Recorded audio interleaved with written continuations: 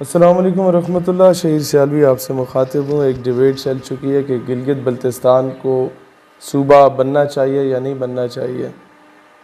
पाकिस्तान में अक्सरियत लोगों की ऐसी है जो कि चाहते हैं कि बने, लेकिन उन्हें इसके कॉन्सिक्वेंसेस के बारे में पता नहीं है, और जिन्हें पता भी है तो वो इतनी इम्पोर्टेंस दे नहीं रहे इस चीज़ को।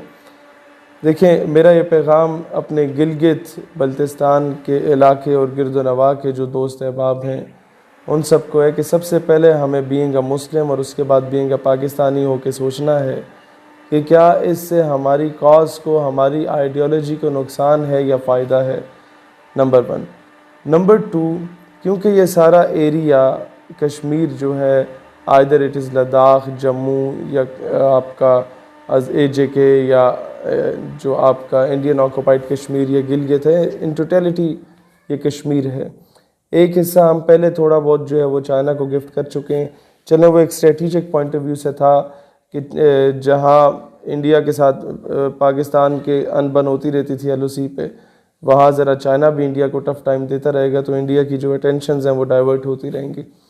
लेकिन as far as Gilgit Baltistan as a province it is concern, तो ये कश्मीर कॉज को इंटरनेशनली नुकसान इस तरह पहुँचा सकता है कि अगर गिलगित बल्तिस्तान ऑफिशियली सूबा डिक्लेयर कर दिया जाता है पाकिस्तान की जानिब से, तो इंडिया के ख़िलाफ़ जब भी हम अक़वाम आलम में जाएंगे और कहेंगे कि उसने कश्मीर को तोड़ा, लद्दाख को अलग कर दिया, जम्मू को अलग कर दिया, तो इंडिया हमारे सामने ये पॉइंट रख सकता है कि आपने भी कश्मीर को तोड़ के गिलगित अलग किया था। एक ये चीज़ बहुत इम्पोर्टेंस का हामिल है। हाँ, मैं जानता हूँ ज़ुबान गिलगित के लोगों की ज़रा सी डिफरेंट है, उनका कल्चर थोड़ा डिफरेंट है, लेकिन इंटरनेशनल एस्पेक्ट से अगर देखा जाए तो आप लोगों के जो मेन कंसर्न्स हैं वो ये हैं कि आपका कोटा होना चाहिए, जॉब्स आपको उस हिसाब से मिलनी चाहिए, डेवलपमेंट होनी चाहिए, इंफ्रास्ट्रक्चर बेहतर होना चाहिए। मैं गवर्नमेंट से यही कहता हूँ कि आप ये सारी चीज़ें प्रोवाइड करें, जो उनका हक बनता है उससे बढ़ के गिलगित के लोगों को प्रोवाइड करें। लेकिन सिर्फ एक चीज़ का मैं दरख्वास्त करूँगा कि सूबे का अगर इसे स्टेटस देते हैं तो वो पाकिस्तान को नुकसान पहुँचाएगा। ये बात कि एक मखसूस इलाके को सूबा तो आपने बना दिया, लेकिन उससे इन टोटलिटी कश्मीर कॉज को, आपको पता है कि एक दौर था आज से 20 साल पहले 98% कश्मीरीज बोलते थे कश्मीर बनेगा पाकिस्तान, और 2% कहते थे कि हमें अलहदा रियासत बनाया जाए। ये मैं ओवरऑल कश्मीरियों का बता रहा था। अभी वो रेशो जो है वो ख़ुद मुख्तारी की जो है वो 30% हो चुकी है, और जो प्रो पाकिस्तान रेशो वो 70% है। इसमें ना तो इंडिया का कोई कमाल है और ना ही इसमें मैं समझता हूँ कि कश्मीरियों की कोई गलती है। इसमें सबसे बड़ा कसूर हम लोगों का है कि एक बंदा जो आपके नाम पे शहादत देता है, फिर वो चाहता है कि उसकी कब्र के कुतबे पे भी पाकिस्तान लिखा जाए, फिर वो चाहता है कि वो दफन हो तो वो पाकिस्तानी परचम के अंदर दफन हो, फिर वो चाहता है कि उसके खून से उसके कफन पे पाकिस्तान का नाम हो।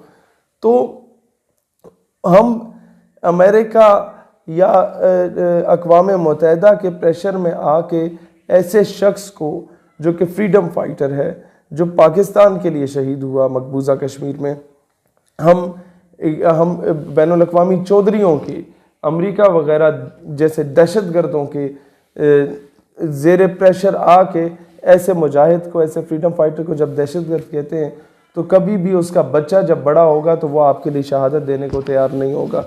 उसकी वजह यही है कि हमने एहसान फरामोशी की, हमने कायदे आज़म को, मैं कहता हूँ, शहीद करवाया, हमने मोहतरमा फ़ातिमा जिन्ना को शहीद करवाया। ये कहानी फिर से ही हम लोग अपने मोहसिनों के, हमने डॉक्टर अकीब खान के साथ क्या किया, हमने अमल कांसी के साथ क्या किया, हमने डॉक्टर आफिया सिद्दीकी के साथ क्या किया। ये कूफे वाले के जो सारी खसलतें थी ये तो इस कौम में पाई जाती थी, लिहाजा ये माइंड ना कीजिएगा इस बात का।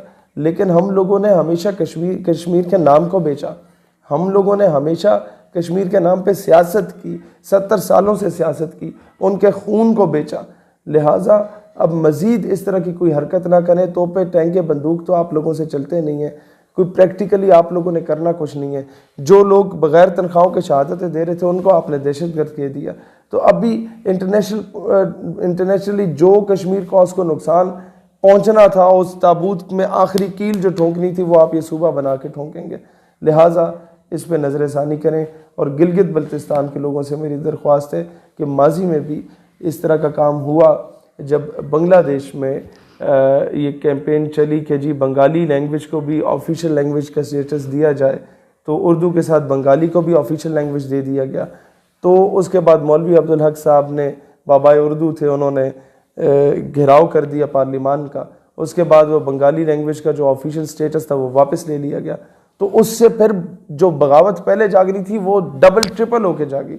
तो अभी आप सूबे का अगर दर्जा दे देते हैं गिलगित को, उसके बाद कहते हैं कि नहीं यार ये तो इंटरनेशनल पॉइंट ऑफ व्यू से नुकसान है, और फिर जब आप ये फैसला वापस ले लेते हैं तो फिर आपको पता है कि ये बगावत की तरफ जाएगा सिलसिला। लिहाजा जो उनके राइट्स हैं गिलगित के लोगों के, वो उनको पूरे दें, उससे बढ़ के राइट्स दें, लेकिन कोई ऐसा कदम ना उठाएं जिस तरह आप लोगों ने माजी में उठाए। और अब मसला ये है कि आप तो 2-4 साल नौकरी करके दफ़ा हो जाते हैं या 5 साल हुकूमत करके दफ़ा हो जाते हैं, उसके बाद ये कौम उसका अजाला भुगतती है। इस कौम को नुकसान होता है, पाकिस्तान की टू नेशन थ्योरी को नुकसान होता है, नज़रिए पाकिस्तान को नुकसान होता है।